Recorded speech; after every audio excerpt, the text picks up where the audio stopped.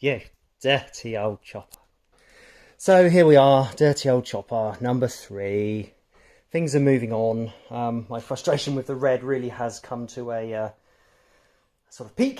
So most of it's now gone. You'll notice the cam covers are off, but more of that in a minute. So I've decided that this saddle is now going. We're never going to see this again. I'm going to get rid of it and put it in the shed and then probably burn it. I've got this saddle which will temporarily do. The guy who sold me the bike, he gave it to me. This came with it, so it's part of the bike. So it does fit. I will put it on, and it has got like a sissy rest at the end. So I do have a better saddle than this monstrosity. What a joke of a seat, hey? So yeah, that will be gone now. Also, quite proud of this. This came out all right. I don't even know if the camera can see this because it's so bright out here. So I've stripped all of the red off of this because frankly it was irritating me and it looked bloody terrible. So the red is now gone from there. Let's look at where we're up to. So, I cleaned all the crap off the front of the light because it was just so disgusting. So I'm doing a bit of both, a bit of several things here. So while I had the cover off, it was time to inspect the cams, and the smell of the oil tells me this hasn't had an oil change for a long time, and the sticky black gunk that's in there makes me think that this has been a neglected engine. You can see there's a reasonable amount of wear on these cams. I mean, they are pretty tired. So yeah, they're not perfect, but will it run? Yes. Will it be perfect? No. Will it be good enough? Yes. So yeah, it will just about work. So you put the spanner on here and you turn clockwise and then you check the gaps. Now the inspection limit is apparently, I've written at the top here, between 6 and 13 mil. Let's work in modern numbers. So you can see some of mine are a little bit tight, some of these 5s. But when you look at the conversion, to convert a 5, it comes down to, in Imperial, 0.02. So those 5s are on the edge.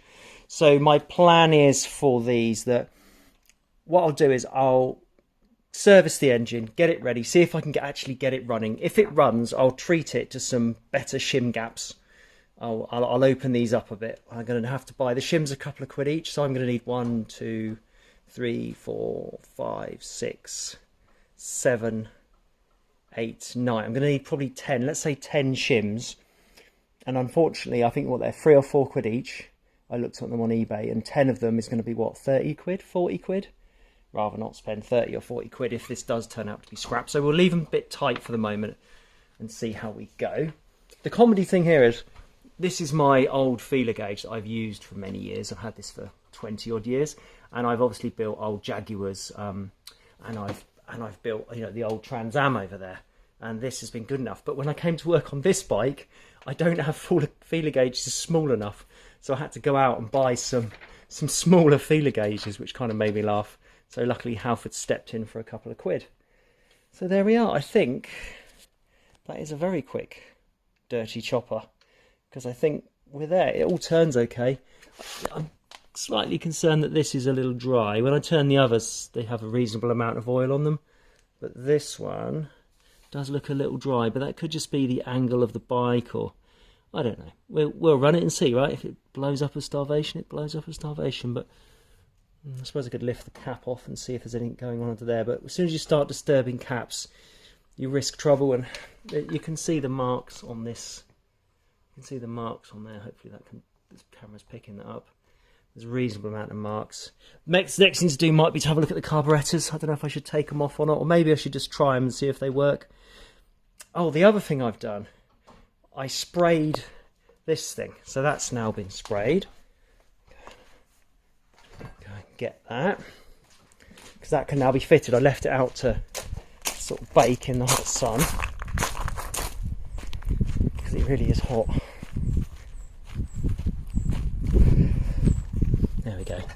That looks so much better. I mean, it's not perfect, and my plan with this is this is only temporary. So this is what holds all the wiring, right? So the starter switch is this side of the bike, and the on-off headlight thing is there. So this slots through there. But here's the thing. I've got this fire extinguisher hanging up here. Hopefully the camera's getting this.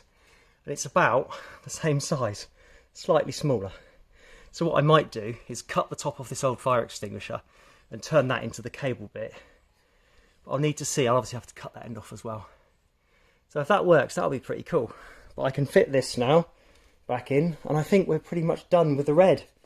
I think there's obviously a little bit of on the exhaust, but you know. So no horrific surprises for dirty old chopper at this point. Yeah, definitely needs a service, possibly a flush. Maybe I'll just service it first and see how it goes. Dirty old chopper.